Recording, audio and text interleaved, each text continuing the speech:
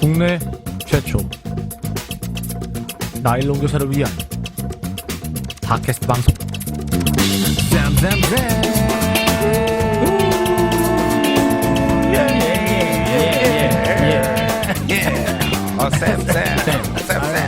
쌤.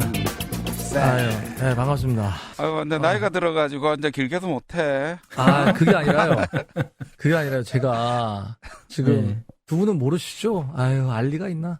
제가 지금 뭐? 2학기 학부모 상담 주간 아닙니까? 아, 그렇구나. 네, 그래가지고 제가 오늘 하루 동안에 8분의 학부모와 상담을 했습니다. 어유 참. 몰아치겠네, 몰라. 몰아치기. 그래서 목이 갔어요. 그래서 목이 갔어. 이상한 쌤 목이 갔어요, 지금. 아니 뭐 다 하는 게인데 지 혼자 했다고 뭐저 유세고. 아니, 다 하는데 다 그렇게 상담하고 이렇게 녹음하는 사람은 나밖에 없잖아.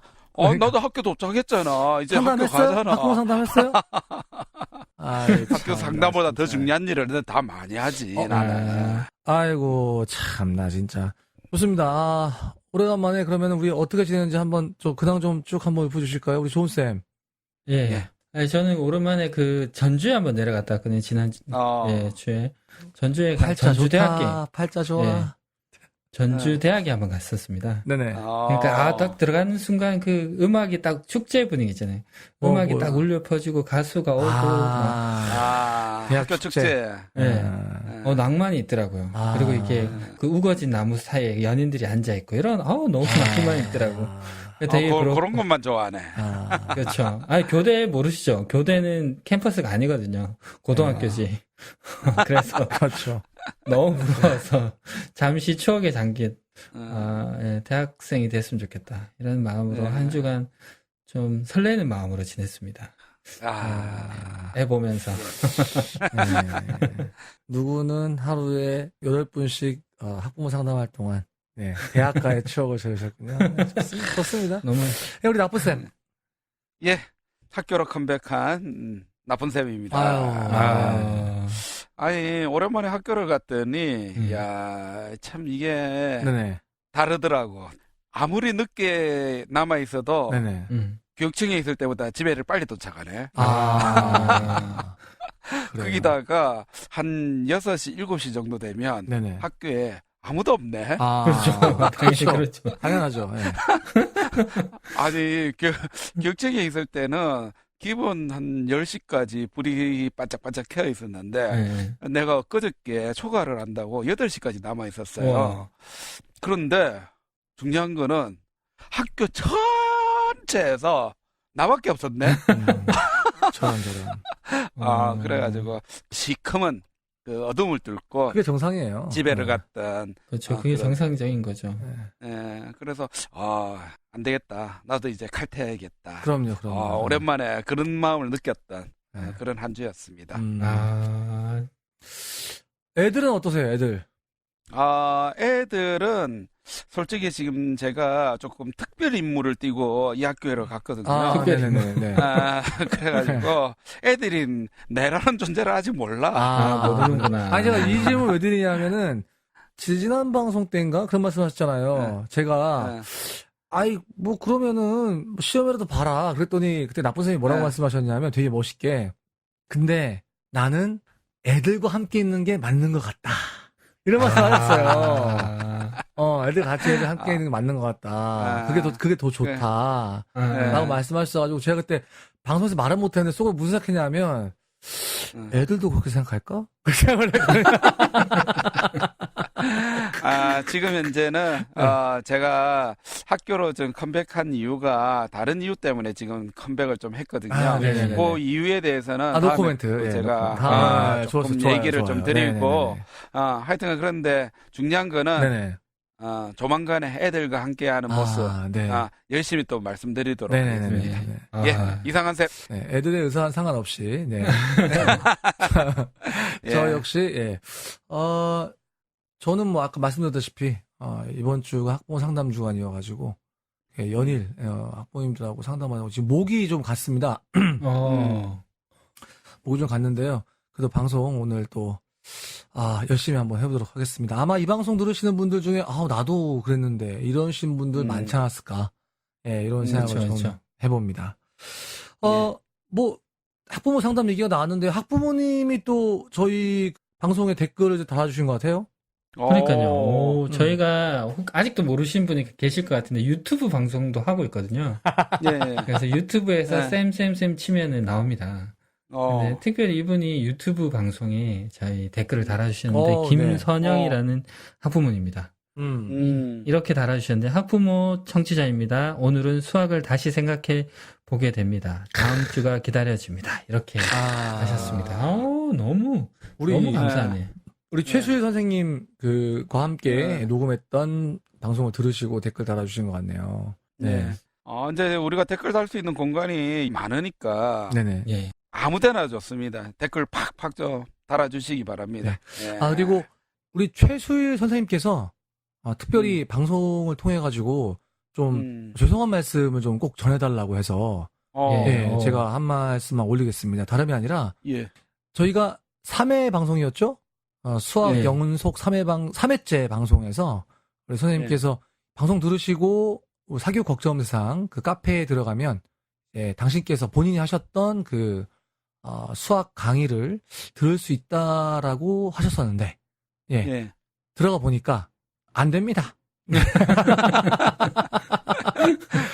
그렇다고 이제 거짓말을 한 건 아니고요. 사실은 저희가 그 녹음했던 시점에서는 그게 가능했는데 방송이 송출된 시점에서는 그게 또 이게 안 된 거예요. 막힌 거예요. 그 청취 기간이 지나가지고 그래서 굉장히 죄송하다는 말씀 좀 전해달라고 하시고 나중에 영상이 오픈하게 되면 바로 페이스북 그 페이지에다가 본인께서 직접 메시지를 남기시겠다고 그렇게 말씀해 주셨습니다. 감사하네요. 그렇구나. 야, 수학쌤이라서 정확하시네. 진짜 정확하시네. 정확하시네. 네, 그러면 저희는요, 조금 있다가, 오래간만에 뵈는 분 같습니다. 어느 한 분을 모시고 정책방송으로 돌아오도록 하겠습니다. 그럼 다 알지. 예.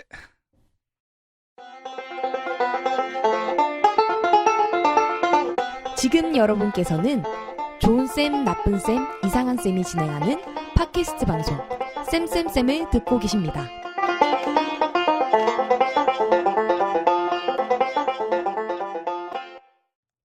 네.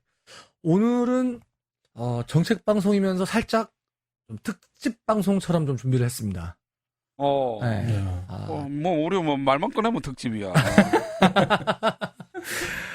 그게 말이죠. 문재인 대통령이 지난 8월 9일 법무장관 후보자로 조국 지금은 장관이죠. 장관을 이제 후보로 임명을 했는데 거의 정말 한 달 내내 거의 지금까지도 온 나라가 조국 조국 니네 조국 우리 조국 하면서 정말 시끄러웠습니다. 맞습니다. 머리도 깎고 난리대 난리도 아니대 그런데 말이죠. 사실 그런 논란의 중심에 말이죠. 교육 문제가 그렇죠. 저희 딴 문제는 신경 안 써요. 교육 문제가 또 중심에 들어가 있었습니다. 다름 아니라 조국의 따님 입시 관련 이슈들인데요. 그런데 교육 문제인데 이건 교육은 하나도 모르는 사람들이 나와가지고 이러쿵 저러쿵 온갖 쓸데없는 소리 다 하는 거예요. 교육 전문가는 우리 아닙니까? 그렇지. 청문회에 우리를 불렀어야지. 쌤을 정인으로 불렀어야지. 그래가지고 우리 기꺼이 나갔을 건데. 이거 듣다 못해서 도대체 뭐가 문제냐? 그리고 뭐가 문제가 아닌 거냐? 특별히 그 입시 관련해가지고 저희는 쓸데없이 무슨 직인이 어쨌니 그 직인이 한글 파일로 찍히니 않지 이런 얘기 안 합니다. 유치해가지고 정말 지금 장난합니까 지금? 지금 내 컴퓨터에도 우리 교장 직인 이런 말 하면 안 되죠. 죄송합니다. 안 돼. 죄송합니다. 하여튼 그런 얘기 안 합니다. 그래서 저희도 오늘도 대한민국 입시 전문가 한 분 모셨습니다. 다 아시겠죠? 우리 쌤 제4의 인물 김영식 선생님 모셨습니다. 반갑습니다. 네, 네, 반갑습니다. 쉽다, 쉽다, 참 쉽다. 교육코치 전문가, 시은쌤. 네, 좋은 교사 운동 김영식입니다. 반갑습니다. 제가 지어드린 별명 그대로 사용하시네요. 받아들이고, 운명이다. 운명이다. 네.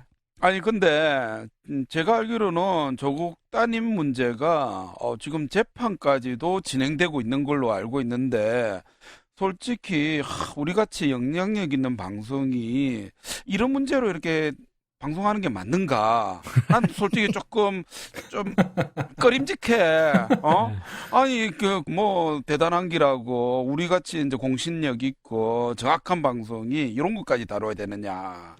어때요, 영식쌤? 저도 제가 뭐 이런 얘기까지 해야 되나 싶어서, 제가 이렇게, 쉽다 하지만 또, 그냥 쉬운 사람은 또 아니거든요. 네. 정책 토론을 다니다 보면, 혹시 샘샘샘에 나오지 않았냐고 하면서, 목소리를 알아보는 분들이 있어요. 근데 나보고 지금 또 이 얘기를 또 하라고 하니까, 아하. 좀 해야 할지 말할지 고민이었어요. 아이고, 참. 이제 또 워낙 많이 출연하니까 방송 센스가 느셨네요.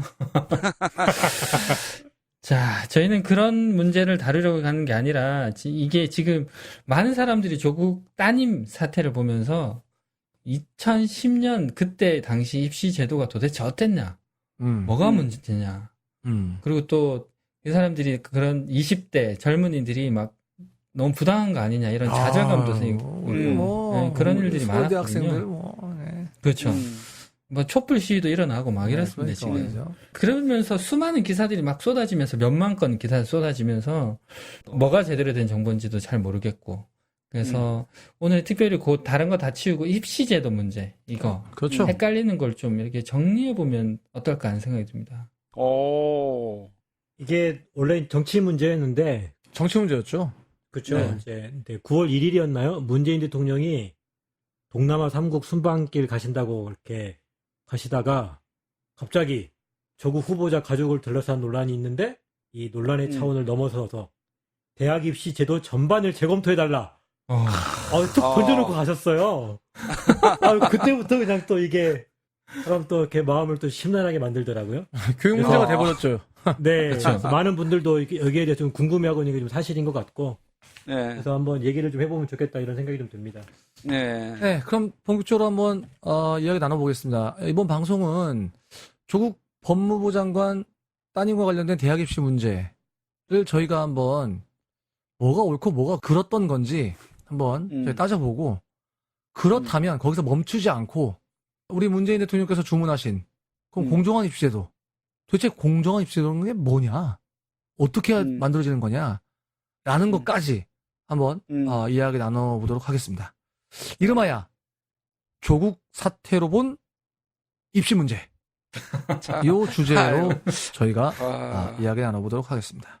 아니, 조국 법무부 장관 따님으로 인해서 불거진 이번 입시제도였던 이슈들. 네. 특히나 나는, 20대 애들, 지금 현재 지금 대학을 다니고 있는 친구들부터 네. 시작해서 조금 막 졸업했던 친구들, 특히나 또 흑수저인 애들, 이런 어떤 분노를 정말 이번 사태를 통해서 좀 보여주지 않았는가. 서울대학교를 비롯해가지고 고려대, 연세대, 이렇게 나오는 거 보고, 이거 도대체 문제가 뭔지, 왜 걔네들이 진짜 이렇게 분노할 수밖에 없는 건지, 한번 좀 정리해보는 건 필요하지 않을까. 이런 근데 생각이 들긴 하더라고요. 약간 좀 궁금한 건요. 왜 우리 제주교대 나온 애들은 상대적 박탈감을 느끼지 않는데 서울대 나온 애들이 상대적 박탈감을 느끼는 걸까요? 이해가 안 되네. 어쨌든 한번 가봅시다. 영식쌤. 네. 이번 이제 사태에 관련해서 일단 입시제도랑 좀 관련돼서 생각해 볼 게 하나 있고요. 또 이제 요 교육을 둘러싼 이제 환경과 관련돼서 좀 생각해 볼 문제가 있는데, 일단 환경 얘기부터 먼저 하면, 결국은 출신 대학에 따라서 이제 차별받는 문제들, 학력이나 학벌에 따라서 지금 우리 사회가 좀 차별들이 여전히 남아 있잖아요. 네, 그렇죠. 사실은 이게 이제 근본적인 문제인 건데, 이게 어떤 한 개인의 어떤 문제로 이렇게 탁 다가오니까 이제 그것 자체가 너무 이제 크게 다가와서 사실 이제 그 부분까지 이제 얘기를 좀 못 나가는 것 같아요. 근데 어쨌든 요 환경 문제는 좀 짚어볼 필요 있는데 오늘은 이제 그 얘기는 좀 하기는 좀 어려울 것 같고, 그 입시제도와 관련해서 이제 당시 입시제도였던 그 입학사정관 제도 이제 요거의 문제가 많이 이제 드러났죠. 그래서 요걸 좀 한번 좀 봐야 될 것 같고 제가 개인적으로 이제 좀 눈여겨 보는 게 그 요 조국 따님이 다녔던 한영 외고, 그러니까 여기가 지금 특목고잖아요. 그렇죠. 그렇죠. 예. 예. 사실은 특목고였기 때문에 할 수 있었던 일들이 많았거든요. 그래서 이 특목고의 문제를 이 사태를 통해서 한번 들여다봐야 된다. 좀 그렇게 생각이 들더라고요. 네. 조국 따님과 관련해서 그 먼저 첫 번째 아까 이슈로 잡았던 거 그 입학사정관제에 대해서 좀 궁금한 게 있는데 뭐 보니까 2009년 고려대 환경생태공학부에 1차 수시 합격했더라고요. 호호. 네. 그 따님이 들어갔던 전형이 세계 선도 인재 전형인데 1단계는 어학 40%, 학생부 60%. 이렇게 해서 산별수로 선발한 다음에 이 선발한 학생을 2단계에서 1단계에서 받았던 성적 70% 그리고 면접 30% 합산해서 합격자를 뽑는 전형이었더라고요. 그러니까 그리고 특히 여기는 대학 수능 최저 등급 없이 뽑았던 건데 이런 전형이 입학사정관 전형인 거죠? 그렇죠. 그러니까 요게 입학사정관 제도가 이제 2007년도 입시부터 시범적으로 도입됐었거든요. 네. 그리고 나서 2008년부터 이제 본격적으로 적용되던 전형인데 기존의 대입 입시는 이제 결국 수능 아니면 학교 내신 이게 다 이렇게 양적 평가거든요. 그러니까 너 몇 점 맞았냐, 너 몇 등이냐, 요거 가지고 이제 입시를 치렀단 말이에요. 그런데 요 입학 사정관 전형이 이제 들어오면서부터 이제 좀 소위 질적 평가라고 하는 걸 이제 본격적으로 그렇죠. 도입합니다. 그래서 뭔가 이렇게 줄 세워서 이렇게 하는 게 아니라 다양한 기준으로 좀 학생을 선발해보자. 이런 취지로 이제 도입된 게 요 입학 사정관 제도죠. 근데 요게 이제 도입 초기부터 사실은 특목고 학생들이 좀 많이 이용하는 전형이 됐어요.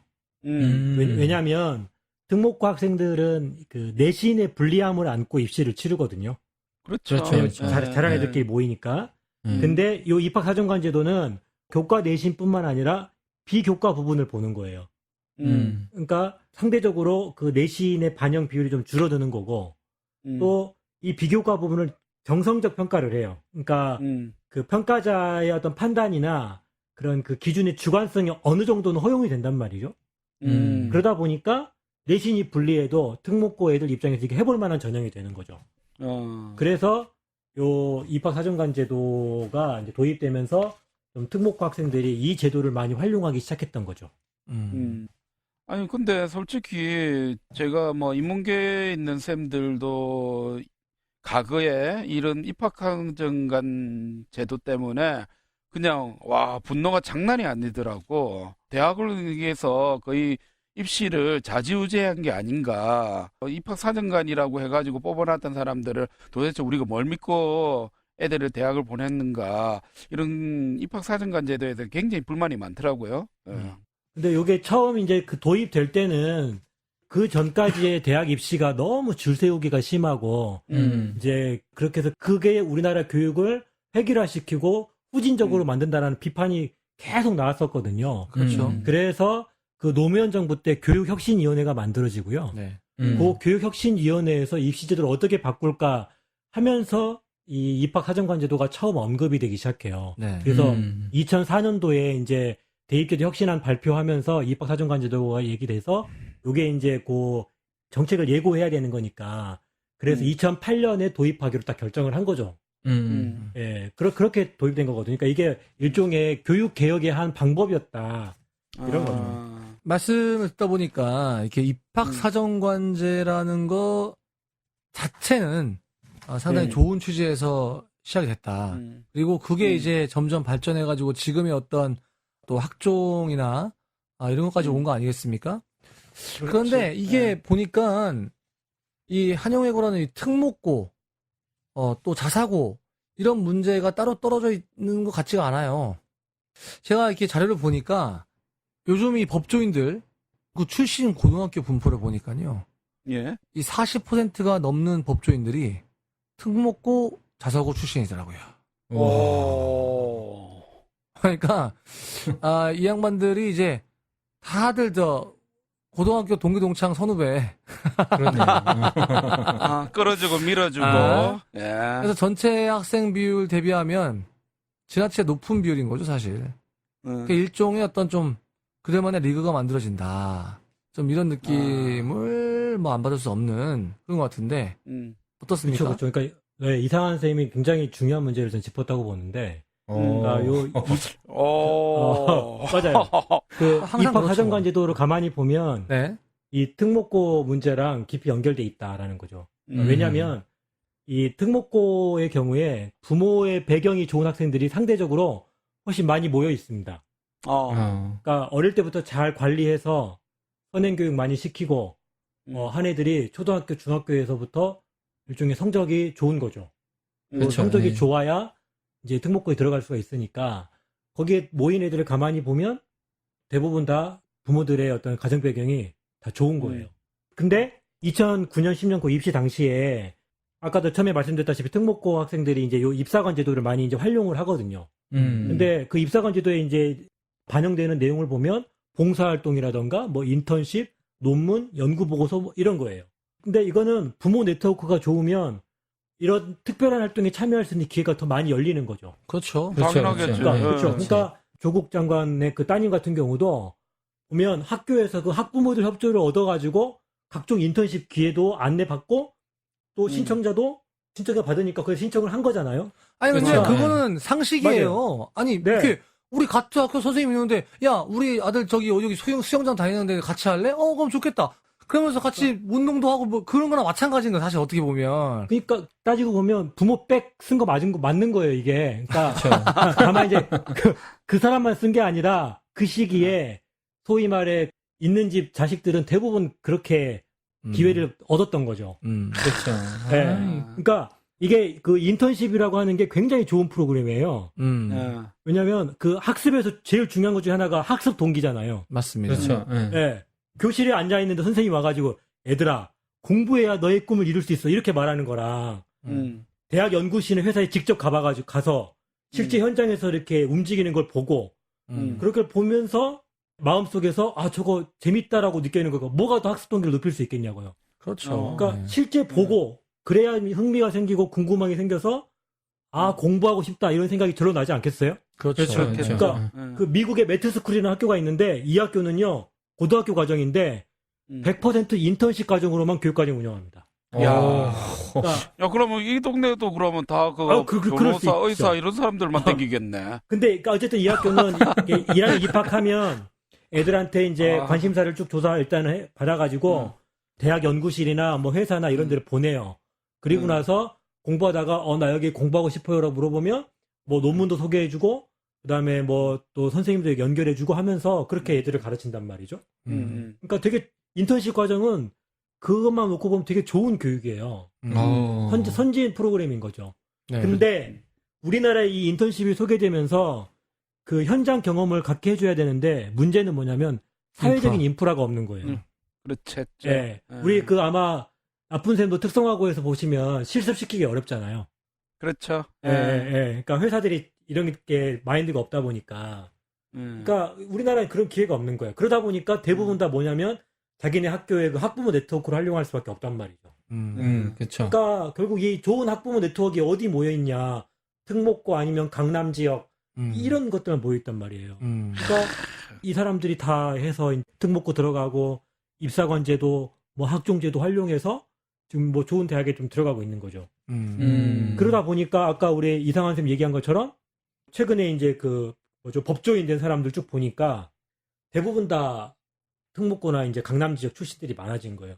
근데 요건 뭐 최근에 사실 들어와서만 있었던 건 아니고 2007년도 조사를 제가 한번 이렇게 자료를 조사해 보니까 그 외무고시 합격자의 39%, 행정고시 합격자 23%, 타시 합격자 17% 이게 특목고 출신이었단 말이에요. 그러니까 결국에는 네. 이 나라를 이끌어가는 사람들은 맞아요. 다 특목고 나온 거야.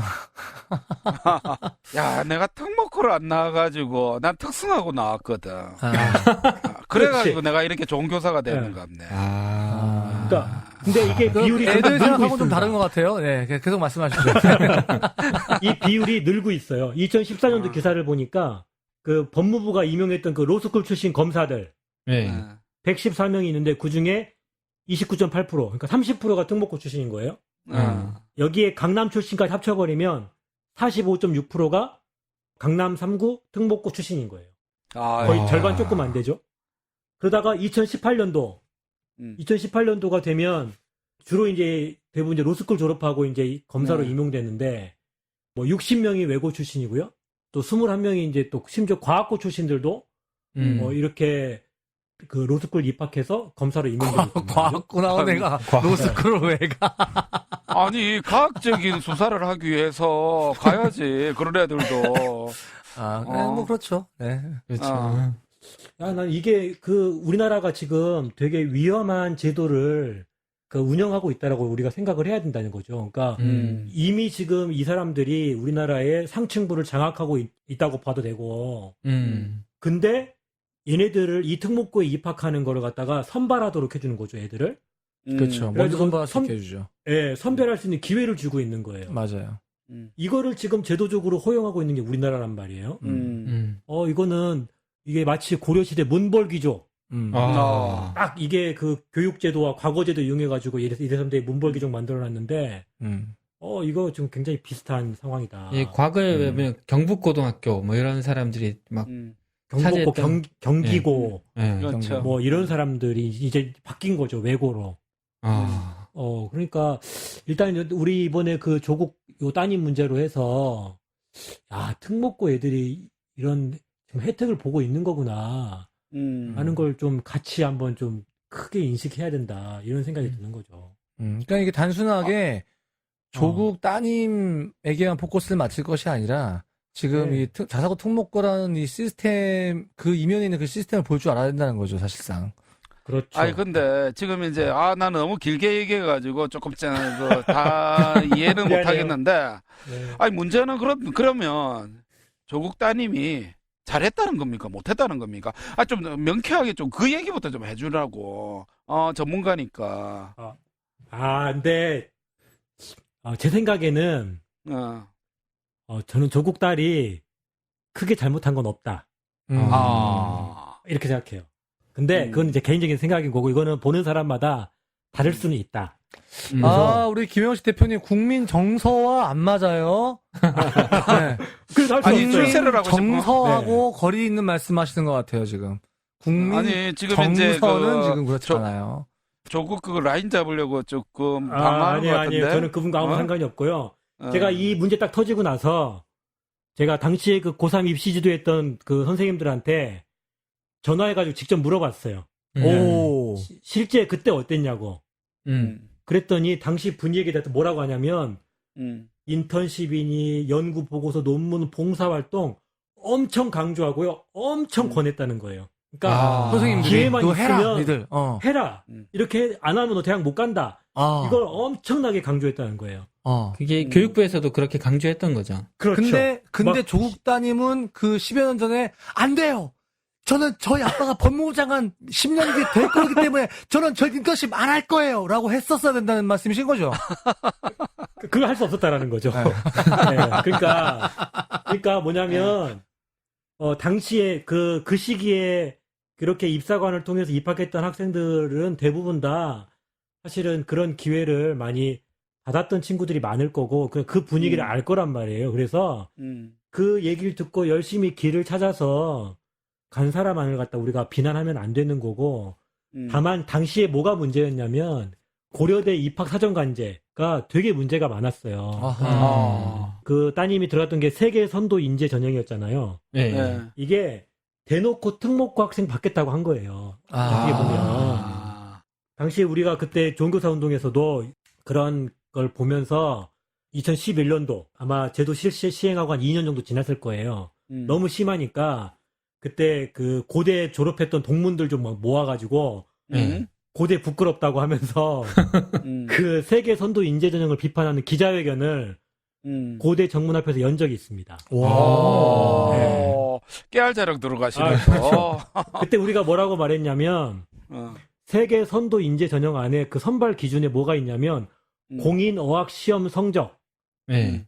그리고 외부 수상 증명 그러니까 예를 들면 탭스라던가 AP 이런 것 중에 에이, 하나가 너무했네. 뭐 800 몇 점이죠? 800.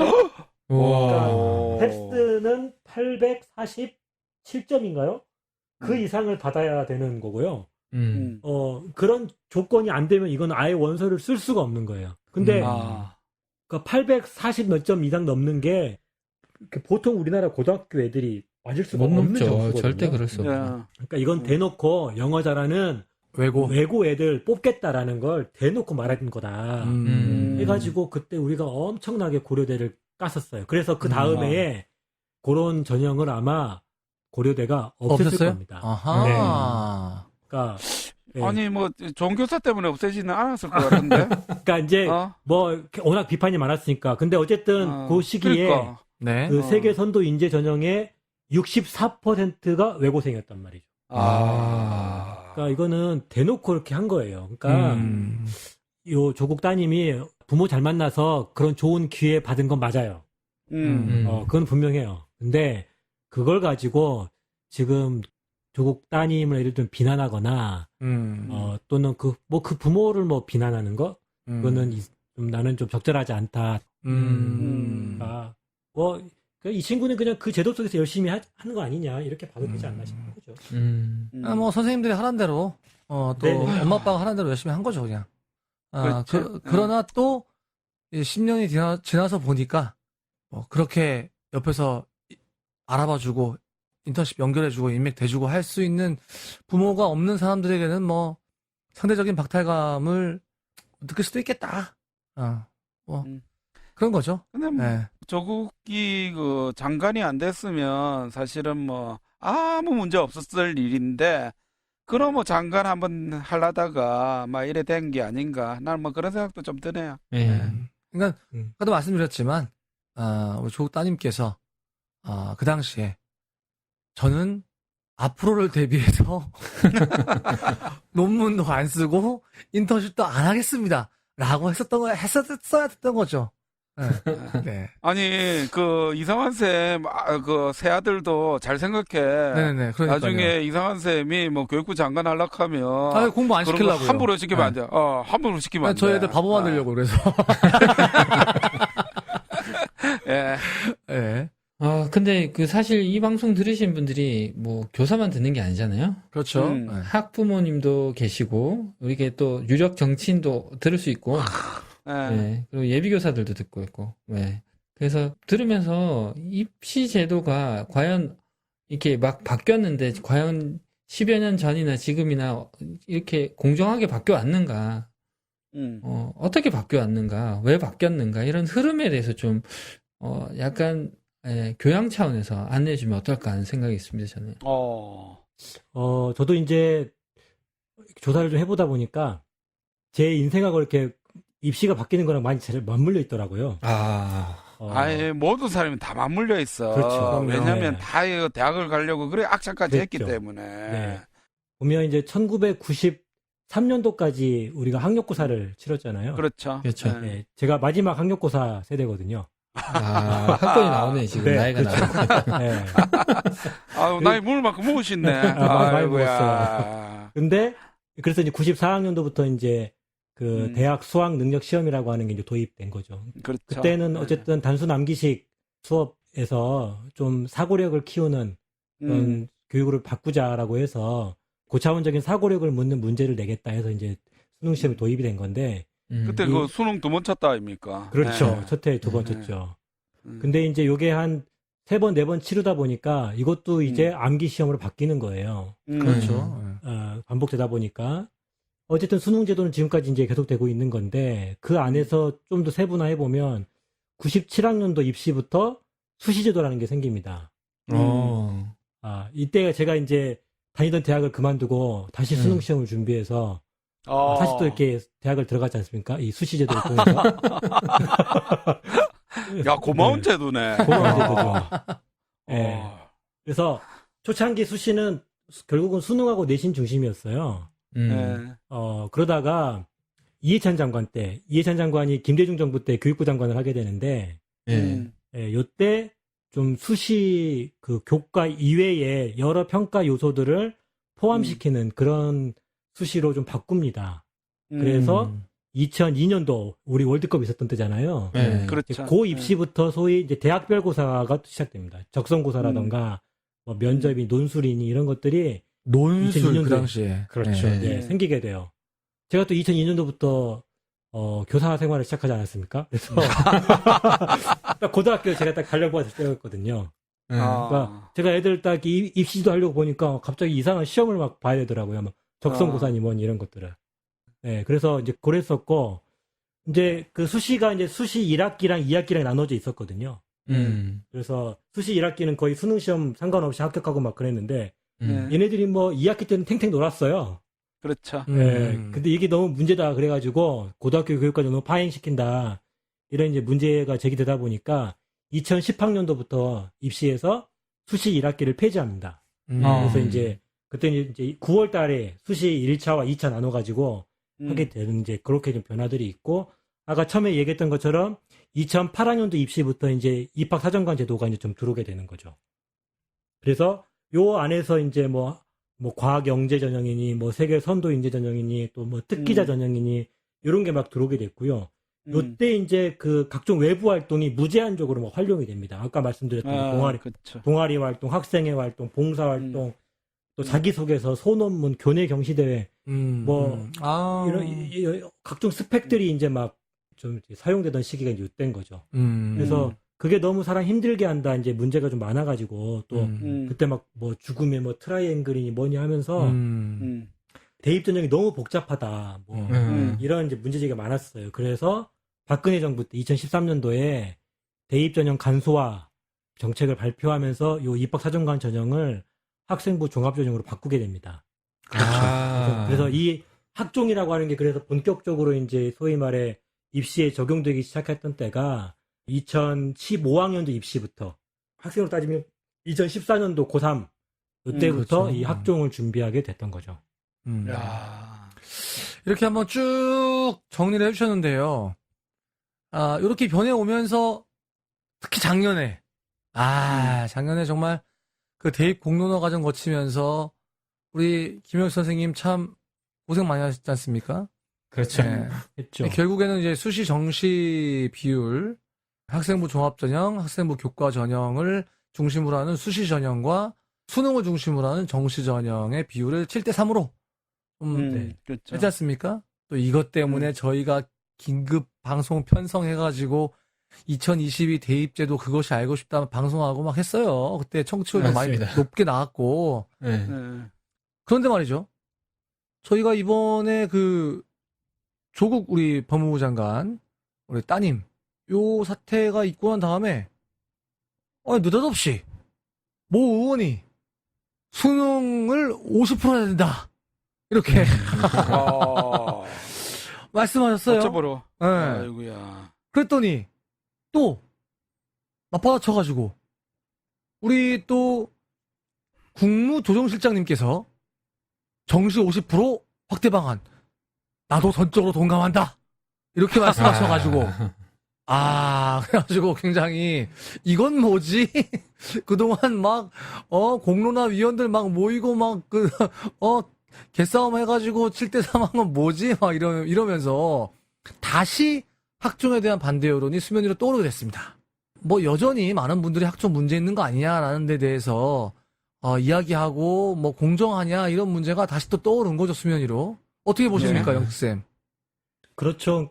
대통령이 이제 했던 그 말, 대입 공정성 문제를 다시, 이제 재검토하자, 뭐 이제 이런 얘기가 딱 하면서 다시 이제 술렁이었는데, 또 최근에 교육부랑 그 당정에서 이제 협의해가지고, 뭐 수시 정시 비율은 조정하지 않겠다, 이런 입장을 밝혔더라고요. 그래서 네. 일단 그 학종, 뭐, 그 수시냐 정시 비율 문제 가지고 이제 그 논쟁할 일은 좀 없을 것 같은데, 이제 여전히 불안하죠. 왜냐면 저는 정치적 선택을 할 가능성이 좀 있을 것 같거든요. 왜냐면 정시 확대를 요구하는 여론이 50%에서 60% 정도가 되다 보니까 이 집권 여당 쪽에서 정치적 선택을 좀 하지 않을까, 이제 이런 불안함이 있어요.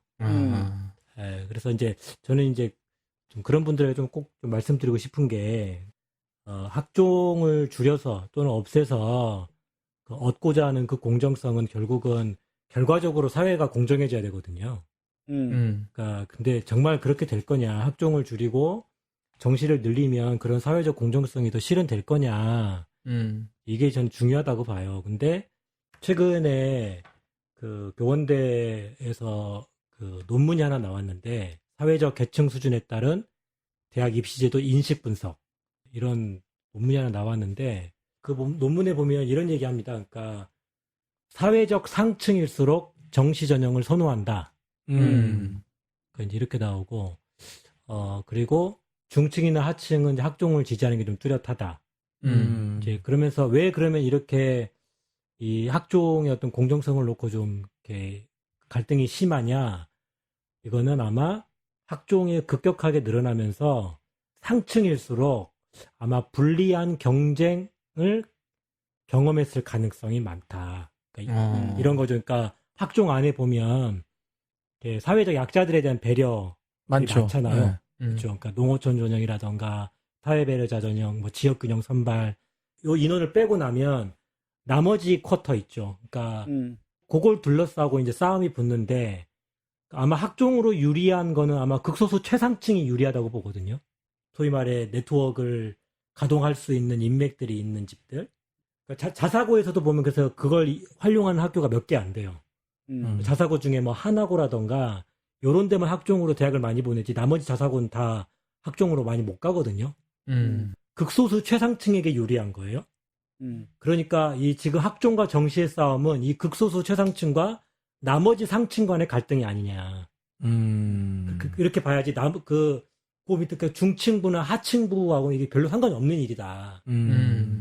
결론적으로 뭐냐면 공정성을 부르짖으며 정시 확대를 요구하지만 그들이 이야기하는 사회적 공정성은 실현 안 될 거고 결국 그런 그 상층부에만 좀 좋은 일만 하게 될 거다. 이런 얘기를 하거든요. 그러니까 저는 우리 정치인들이나 이런 분들이 좀 그런 선택은 하지 않았으면 좋겠고 결국에는 네. 우리가 흔히 학종을 금수저 전형이라고 얘기를 하는데 네네.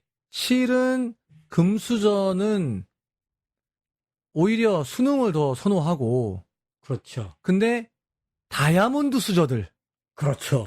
다이아몬드 수저들은 그렇지. 학종이건 수능이건 무슨 학종 할애비건 간에 뭐든지 걔네들은 돈으로 해낼 애들이거든. 그렇지. 예, 그렇기 때문에 지금 이 학종이 70%인 상황에서는 이 다이아몬드 수저들은 그걸 하니까 그렇죠. 결국 그 다이아몬드 수저와 금수저의 이 비율 싸움은 걔네들 싸움이고 그렇죠. 나머지 이제 은수저, 동수저, 흑수저들은 오히려 학종이 낫다.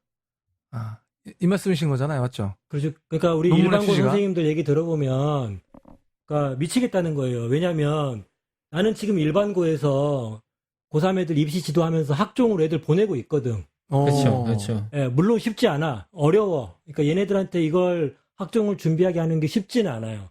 근데 수능보다는 쉬워.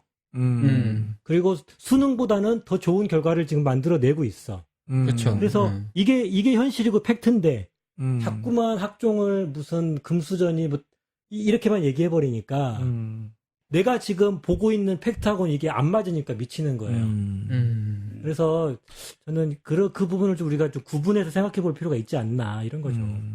아니, 근데 나는 조금 한 가지 의문이 되는 게, 과거 입학사정관 제도가 어떻게 보면 지금 현재의 학종과 연결고리가 있다고 보거든요. 그렇죠. 사실은 입학사정관 제도는 사실은 어떻게 보면 진짜 금수저, 그 이상의 수저들에게 굉장히 유리했던 전형이라고 저는 봐요. 그렇다면 그것을 연계해서 만든 이 학종이 결과적으로 금수저에게 유리한 전형으로 간 게 아니냐. 이렇게 연결고리가 만들어질 수 있다고 보는데 이렇게 대해서는 어떻게 생각하세요? 저도 충분히 동의하고요. 그래서 입학사정관제에서 학생부 종합전형으로 넘어오고 또 그 학생부 종합전형이 변화되는 과정에서 가만히 보면 그런 배경이 작동할 여지들을 지금 계속 줄여가고 있잖아요. 그리고 이제 그 최근에 이제 생활기록부 기재 방식을 좀 바꿔서 어쨌든 외부 활동을 기록하는 걸 좀 줄였고요. 뭐 수상 기록이라 또 이제 뭐 한 개씩만 학기당 한 개씩만 활용할 수 있도록 한다거나 또 글자 수를 줄이거나 하여튼 그런 변화를 줘왔죠. 그래서 이번에 조국 장관 따님처럼 뭐 어디 대학 가서 소논문 쓰고 이런 거는 이제 더 이상 이제 그 개입할 여지가 이제 없는 거거든요. 그래서 그러니까 옛날 입학사정관 제도와 지금의 학종을 똑같이 보면 안 된다라는 건 분명하고요. 네. 근데 이제 여전히 그 틈이 몇 개 있죠. 수상 기록을 남겨놓고 하다 보니까 틈이 있어요. 틈이. 그래서 만약에 이번에 대통령 말씀대로 좀 대입 공정성을 좀 더 이제 높이자라고 했을 때는 그런 그 틈을 좀 다시 이제 또 메꾸는 이제 그런 조치들이 필요한 게 아닐까 이제 이런 생각을 하는 거죠. 그러니까 말씀하신 것처럼 학종이 네. 여전히 그래도 뭐 과거의 입학사정관 제도보다는 좀 나아졌다고는 하지만 네네. 그래도 문제점이 가지고 있는 건 사실이잖아요. 그렇죠. 예, 여전히 뭐, 완벽한 제도가 아니죠. 예, 그래서 수능이 공정하지 않다고 해서 네네. 그렇다고 해서 또 학종이 공정하다고 말할 수 있는 부분은 아니지 않는가. 이 부분에 대해서 어떻게 생각하세요? 그러니까 학종도 그런 부정적인 요소가 개입될 부분은 충분히 있다. 저는 이렇게 생각하고 그렇다면 그걸 더 어떻게 줄일 수 있을 거냐를 좀 논의를 해야 되는 거고 제가 그렇다고 학종을 막 뭐랄까 절대 불가침 신성 불가침처럼 보는 건 아니에요. 그러니까 뭐 저는 뭐 그 학종에 대해서 충분히 뭐 학종 이외에 다른 더 좋은 제도가 있다면 저는 그렇게 바뀌어가는 것도 저는 좋다고 봐요. 기준은 뭐냐면 고등학교 교육을 좀 더 교육답게 만들 수 있는 제도가 뭐냐 이걸 생각해야 되는 거고 근데 아무리 생각해도 지금의 그런 객관식 오지선다형 수능은 아무리 생각해도 아니다 라는 거고 학종은 고등학교 교육을 좀 더 좋게 만드는데 기여하고 있는 건 분명하고 다만 그 입시 과정에서 지금 그런 공정성 시비가 좀 있기 때문에 이걸 어떻게 우리가 줄일 거냐 이걸 고민해야 된다. 근데 제가 오늘 어디 페북에서 봤는데 네네. 그 옛날 소련에서 그런 일이 있었대요. 그러니까 면접에 자꾸 이제 이 뇌물 주고 그 비리를 주니까 아예 면접 싹 없애고 그냥 시험 점수로만 애들 뽑자. 뭐 이런 이제 주장이 너무 많았대요. 그때 그 소련에 저렇게 누군지 모르겠는데 그 사람이 맞다. 거기에 부정이 개입될 수 있다. 그런데 면접에 만약에 그 문제가 있다고 그렇게 면접을 없애고 그냥 시험 점수만 갖고 보면 고등학교 교육은 어쩌란 말이냐. 고등학교 교육은 어쩌란 말이냐 이러면서 계속 면접을 하도록 했다. 이렇게 얘기를 하더라고요. 그러니까 중요한 건 뭐냐면 그런 비리가 있을 수 있는데 저는 그보다 더 중요한 건 고등학교 교육을 잘 지키는 게 더 중요하다고 보는 거고 그 비리 문제는 그걸 어떻게 막을 건지를 또 다른 차원에서 고민해야 된다. 저는 이제 이런 입장인 거죠. 그런 말이죠. 우리 조은구사 운동에서는 어쨌든 우리 문재인 대통령께서 네. 좀 개선해봐라 하셨는데 사실 그쪽 동네 분들은 별로 이렇게 개선 방안이 잘 없으시잖아요. 그렇죠. 저희 방송 듣고 이제 이렇게 해야겠구나 이렇게 생각하시는 분들이 많아서 예. 저희가 좀 답을 좀 줘야 되지 않나.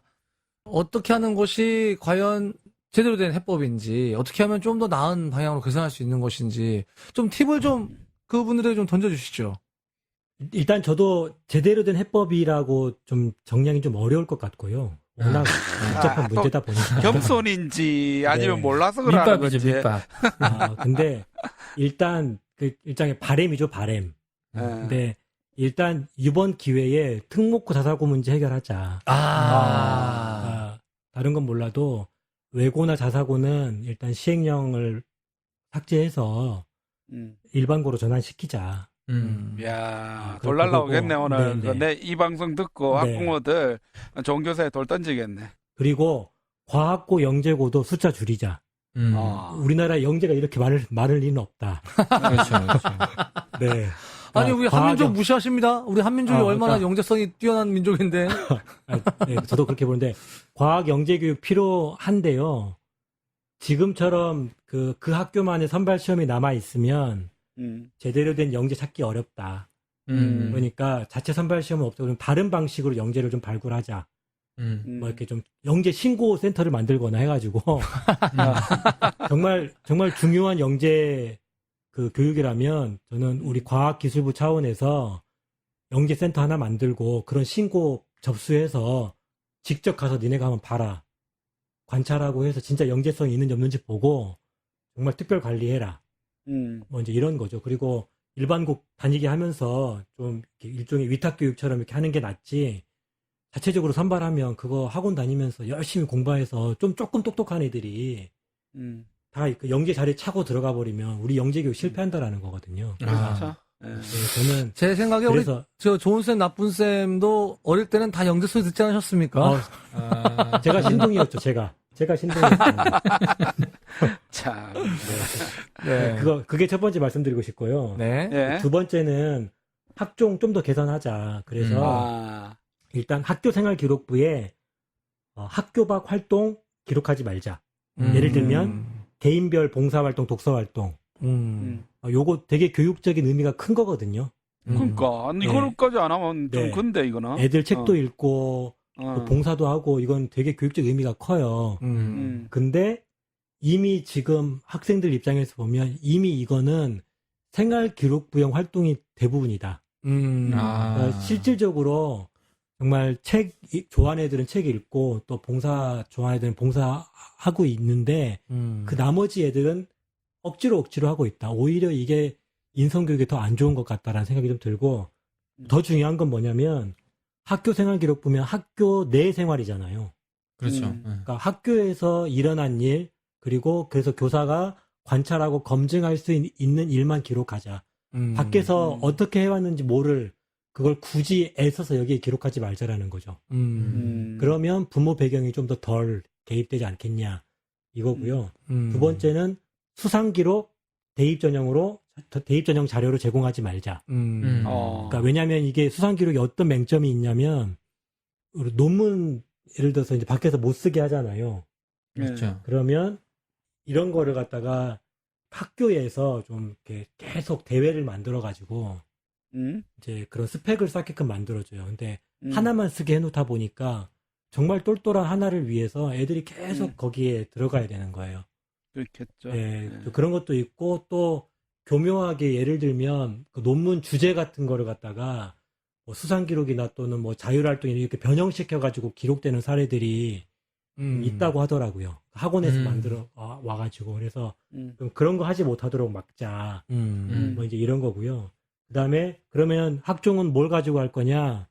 교과 세부 능력 특기사항. 그러니까 결국 교과만 갖고 하자. 그래서 실제 학교에서 교사들하고 했던 수업 거기에서 학생이 어떻게 했는지 거기에 대한 그 내신 그 정량평가와 그다음에 정성평가 이걸 좀 종합해서 하고 나머지 빈틈은 대학에서 면접으로 그 학생의 그 고교 시절에 어떤 생각을 했고 뭐에 흥미 있고 이런 거는 그런 방식으로 해서 좀 체크하자. 이제 이런 학종을 이런 방식으로 좀 더 깔끔하게 개선하자. 이제 이런 제안들을 좀 이렇게 하고요. 그다음에 그러려면 선생들 그 타자 치다가 손가락 부러지겠는데. 근데 이제 요쪽 뭐죠 창의적 체험활동 기록 일단 글자 수 많이 줄였고요. 그다음에 이제 그 손가락 부러지는 일을 좀 줄이려면 교과 세부 능력 특기 사항을 저는 좀 체크리스트 방식으로 좀 바꾸자. 그래서 모든 학생들 그 세부 능력 특기 사항에 예를 들면 그 수업 시간에 했던 활동들 있잖아요. 주로 이제 수행 평가들이 나타났는데 그거 이미 그 성적 통지표에 이미 나가고 있잖아요. 그거 좀 프로그램 좀 바꾸면 바로 생기부로도 불러올 수 있을 것 같거든요. 그러면 그거 해가지고 거기에서 그 활동에서 이 학생이 어땠는지 매우 우수였는지 요걸 체크하게 해주면 일단은 누구는 기록해주고 누구는 안 해주는 이런 논쟁 없을 거다라는 거고 그러니까 모든 학생 나올 거니까 그러면서도 주관적인 어떤 평가의 글자 수가 좀 줄어들겠죠. 그러니까 좀 그런 식으로 해서 좀 더 공정성을 높이는 방안들을 좀 찾아보자 이런 제안을 하고 있습니다. 그리고 이제 세 번째로 공정성 중요한데 진짜 공정성은 사실은 좀 더 많은 사람들에게 기회를 주는 거잖아요. 그래서 공정성 문제는 좀 적극적인 평등 정책 예를 들면 뭐 지금 하고 있는 지역균형 선발이라던가 뭐 사회적 배려 대상자 비율이라던가 특히 이제 한번 좀 진지하게 검토해봤으면 좋겠는데 소득 균형 선발도 저는 좀 해봤으면 좋겠다. 오, 지금 새롭네. 우리나라 그 장학금 줄 때 소득 분위에 따라서 주잖아요. 국가 장학금. 그러니까 이미 어느 정도 데이터는 나와 있거든요. 그렇다면 뭐 일정 부분 그 저소득층 학생들의 어떤 비율을 좀 이렇게 확보를 해준다거나 해서 좀 적극적으로 저소득층 안에서도 법을 전공해서 좀 이렇게 법조인으로 가는 길도 열어주고 그 사회 계층을 좀 또 이렇게 뭐랄까요 좀 섞어주는 그런 다양한 정책들을 좀 빨리 만들어야 된다 좀 그렇게 생각합니다. 야, 네. 어허, 좋습니다. 예, 우리 교육부 관계자님들 잘 들으셨죠? 네. 들으셨죠? 네.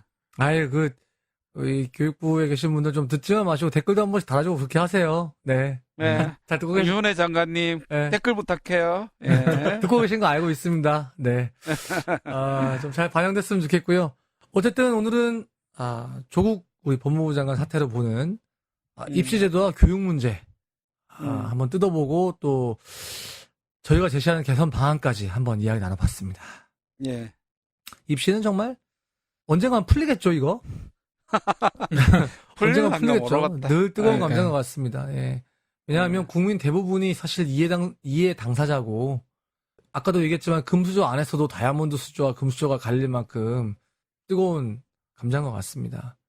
하루빨리 입시제도가 해결돼서요. 모든 아이들이 자신이 원하는 교육, 원하는 때 받을 수 있는 그런 행복한 교육 세상이 이루어졌으면 좋겠습니다. 네. 우리 조은쌤은 어떻게 들으셨습니까? 예. 저는 쭉 듣다가 보니까, 여전히 사람들이 이 입시제도 때문에 울고 웃고 분노하고 하는 것들이, 언제까지 지속될지 모르겠지만 여전히 뜨거운 감자라는 생각이 들고, 우리 딸이 아직 멀었죠? 이렇게 딸이 대학 입시를 치를 때쯤 돼서는 좀 이렇게 스트레스 없이 그냥 자기가 원하는 과를 선택하고 가고 혹시 대학을 선택하지 않더라도 되는 그런 좀 좋은 세상이 열렸으면 좋겠다 하는 생각을 좀 다시 한번 하게 되었습니다, 저는. 네. 나쁜 쌤은요? 아니, 나는 뭐, 이번에 그 조국 후보자가 법무부 장관 되면서 사실 이 부분에 대해서 많이 이슈가 됐잖아요. 네. 그렇죠. 근데 중요한 거는 법무부 장관이 된 조국 말고 네. 그 외에 기타 등등 정치인들 지금 물망에 또다시 오르고 있는 사람들 꽤 있잖아요. 그렇죠. 뭐 당의 대표부터 시작해가지고 그렇죠. 결국 이게 한 사람의 어떤 문제라기보다는 결국은 사회가 가지는 문제가 아니었던가. 그 사회가 잘못된 어떤 정책과 교육의 어떤 방향 이런 것들 때문에 나타났던 문제가 아니었던가. 이런 생각이 한편으로 들고 맞습니다. 예. 결국은 그 사회가 우리 사회잖아요. 빨리 바꿔야지. 예. 그래서 우리 영식쌤 말처럼 뭐 그게 전부는 되지는 않겠지만 진짜 공정한 사회로 가기 위한 사회적 전반적인 분위기가 조금 제도적으로나 아니면 사람들의 어떤 의식적으로나 좀 변했으면 좋겠다. 그래서 우리 특성화고등학교 다니는 학생들이 나중에는 사회의 어떤 지도층으로도 갈 수 있는 그런 아름다운 세상이 조만간 보았으면 좋겠다. 이런 생각을 하게 됩니다. 예. 잔악계나 우리 특성화고를 생각하시는 우리 나쁜 쌤. 네, 멘트였고요. 네. 네, 영식쌤, 이번 조국 법무부 장관 우리 후보자 사태가 이렇게 교육 문제로 불똥이 튀길 줄은 모르셨을 것 같은데, 항상 긴장하셔야 돼요, 그러니까. 네. 또 그거 보시면서 또 오늘 방송 준비하시면서 좀 어떠셨습니까? 일단 좀 화가 났고요. 그러니까, 그렇게 제도를 이렇게 만들어 놓고, 그때는 나는 몰랐다는 것처럼, 지금에 와서, 한 사람을 이렇게 막 몰아가면 그걸 보면서 사실 화가 좀 났었어요. 근데 이제 쭉 보다 보니까 이제 어쨌든 우리 사회에서 그렇게 박탈감을 느끼는 사람들이 되게 많이 있던 거잖아요. 네네. 그리고 그 당시에 그 박탈감 느꼈던 애들이 결국은 내가 가르쳤던 애들인 거예요. 그래서 그때 내가 만났던 애들 좀 생각이 났었고 어쨌든 이 우리 사회가 당장 내 눈앞에 내 이익 말고 먼 미래 보면서 우리 사회 교육을 좀 어떻게 만들어 가야 될지 좀 고민했으면 좋겠고, 특히 우리 정치인분들 좀 잘 생각하셨으면 좋겠어요. 교육제도 함부로 이렇게 바꿔가지고 좀 미래 세대에게 좀 큰 죄는 좀 짓지 않았으면 좋겠다, 이런 생각이 듭니다. 네. 네. 뭐, 이렇게 목소리 까면서 그렇게 얘기하세요? 아, 예. 갑자기 숙연해지네요. 아, 네. 그러니까요. 방송이. 네, 좋습니다. 오늘은 2019년 교육정책방송 2학기 첫 번째 방송이었습니다. 조국 사태 겪으면서 많은 분들이 뭐 상대적 박탈감을 좀 느끼기도 하시고 그랬을 수도 있는데요. 저는 보면서 제일 좀 열받았던 게 자유한국당의 모 의원께서 아무리 그래도 어디서 입수했는지 생기부 정보를 그거를 깐 거. 이거는 정말 교육자로서 또 부모로서 너무 화가 나더라고요. 이거는 금도를 넘은 거죠. 그런 해서는 안 될 일인데. 그쵸. 예. 정말 우리 교사들이 만약에 그렇게 했다고 생각해 보세요. 예, 어떻게 되겠습니까? 그렇죠? 예. 아무리 뭐 검증을 하고 하더라도 좀 금도는 지켰으면 좋겠다. 이 불체포 특권, 면책 특권 뒤에 숨어가지고 그런 정말 치졸하고 파렴치한 짓을 하는 국회의원은 좀 진짜 이건 좀 아닌 것 같아요. 어쨌든 맞습니다, 이건. 예. 다시 한번 이 입시라는 이 거대 구조, 이 경쟁 구조 속에서 오히려 이번 기회가 정말 우리 문재인 대통령께서 얘기한 것처럼 입시 제도를 좀 더 아름답고 공정하게 바꿀 수 있는, 개선할 수 있는 그런 기회가 됐으면 합니다. 긴 시간 또 지루한 이야기 들어주신 우리 청취자 여러분 대단히 감사드리고요. 또 오래간만에 나와주신 우리 김영수 선생님, 앞으로도 항상 긴장 타시고 이씨 나올 때마다 저희 부를 거니까 항상 긴장하십시오. 네, 이렇게 준비해 주시면 감사하겠습니다. 예, 나와주신 우리 김영수 선생님, 또 들어주신 우리 청취자 선생님 대단히 감사합니다. 감사합니다. 쌤은 선생님들의 참여로 만들어집니다. 구독, 좋아요, 댓글, 팟캐스트 3종 세트 잊지 마시고 쌤 페이스북 페이지도 많은 방문 부탁드립니다.